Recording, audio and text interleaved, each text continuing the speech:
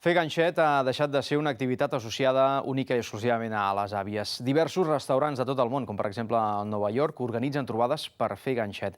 A Reus hi ha diverses persones, un grup de diverses persones que es reuneix un cop per setmana per practicar-lo. Diuen que és una gran fórmula per poder combatre l'estrès i també fer relacions. Me dic Maria Francisca i tinc una tenda de llanes i merceria al camí de Riudoms. I mira, me dedico a ensenyar a fer coses, molt poc a ensenyar, perquè si no, no vendries. Però tinc un grupet de xiquets i xiquetes que estan en un bar, de xiquets i xiquetes una mica grandets, perquè n'hi ha que estan casats, que fan labors i els agrada molt. Venen a fer la primera cosa aquí i en acabat ensenyen a tots. La Maria Francisca teixeix des de fa més de 50 anys. Ella va començar a dedicar-se a les labors perquè a l'escola les monges li van ensenyar a teixir i des de llavors ha estat molt vinculada a aquesta tradició. Ara fins i tot ensenya un grup de joves de Reus. Són 2:15 del vespre i la Leire i l'Ingrid acudeixen com cada dijous al bar Pòrtia de Reus. Allà es troben amb un grup d'amics per parlar i compartir una de les seves aficions, el ganxet. Se saluden amb els altres companys, treuen el fil i la llana i es posen mans a la feina. I és que tot i que teixir s'associa a persones grans, cada vegada hi ha més joves que el practiquen.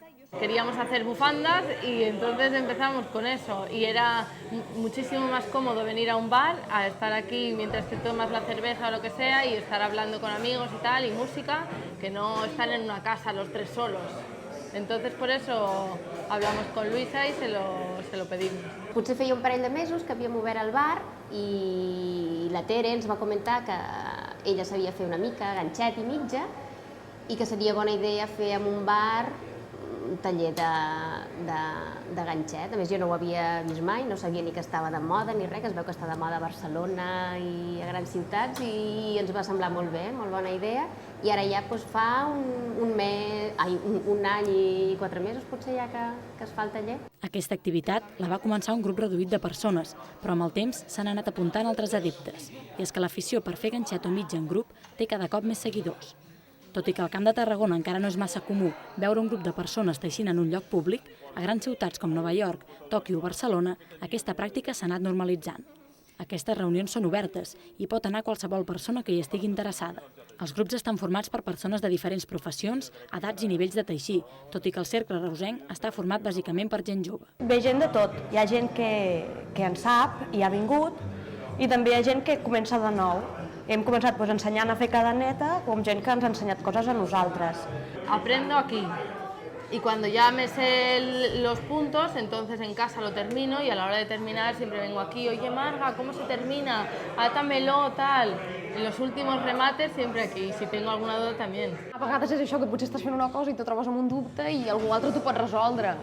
Però bueno, que no només es parla de fer mitja i de fer ganxet, que hi ha més coses. A les trobades es comparteix més que l'afició al ganxet o la mitja, ja que el fet d'anar a una cafeteria i seure amb gent que comparteix els mateixos interessos fa que es creïn amistats. El estar viniendo al grupo de ganchillo me ha servido para integrarme, para conocer gente, hacer nuevas amistades y aprender catalán. Els dies que no parlem de ganxet intentem arreglar el món com tothom, ens ajuntem, parlem de les nostres mogudes, de les festes, de problemes, bueno, com qualsevol grup. Al final potser sí que és una mica teràpia, no? Perquè cadascú explica les seves cosetes i entre tots fem una mica així de teràpia de grup. A part d'aquesta dimensió terapèutica, fer labors també serveix per tractar l'estrès i desconnectar de l'activitat diària. Quan tu ho fas sí que realment desconnectes, no? I arribes a relaxar-te i desconnectar de totes les teves històries. Me mantengo mucho tiempo en la universidad, ¿sí? Entonces llegar a casa en la noche, pongo música, saco la labor y me desconecto del mundo. Ja empiezo a pensar en otras cosas, me relaja. Jo en el meu cas, per exemple, faig el ganxet perquè me n'adono que sí, que descarrego molt, que em va bé perquè em relaxa.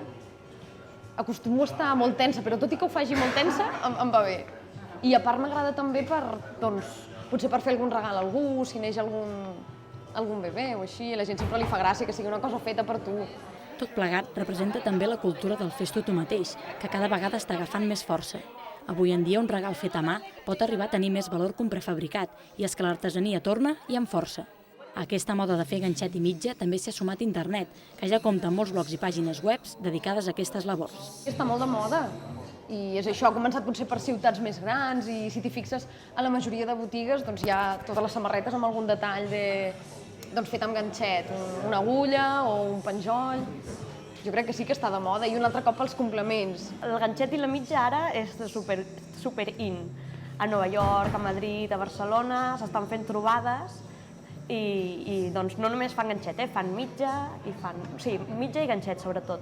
Però nosaltres, jo penso que no ho fem per moda, simplement que hem trobat un lloc, una cosa que ens agrada, que no érem l'única persona que li agradava, hem trobat un grup de gent que també coincidim en gustos i ens trobem.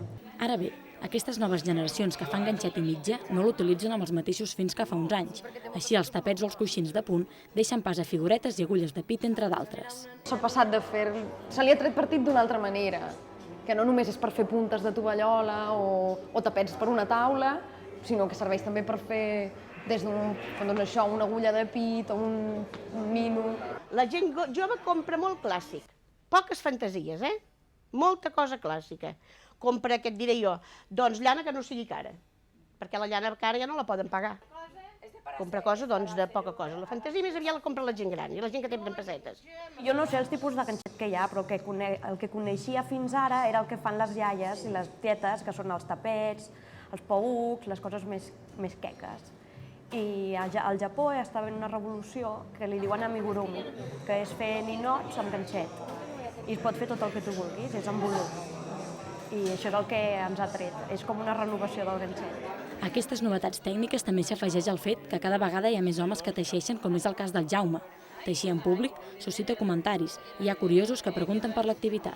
De curiosos, molts, moltíssims. Hi ha gent que s'ha apuntat gràcies a veure aquí. Fins i tot un noi de Tarragona li va semblar curiosíssim i que si era perquè som tan d'aquí de Reus que si s'ha de fer ganxet en un bar de Reus. La gente que está alrededor se acerca y pregunta qué estás haciendo y cómo lo llevas y qué puntada haces y cómo haces la puntada.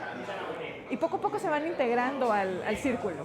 Teixir en públic es converteix, doncs, en un petit oasi dins d'una societat cada vegada més industrialitzada, una activitat lúdica i terapèutica que de ben segur anirà agafant força a la nostra demarcació.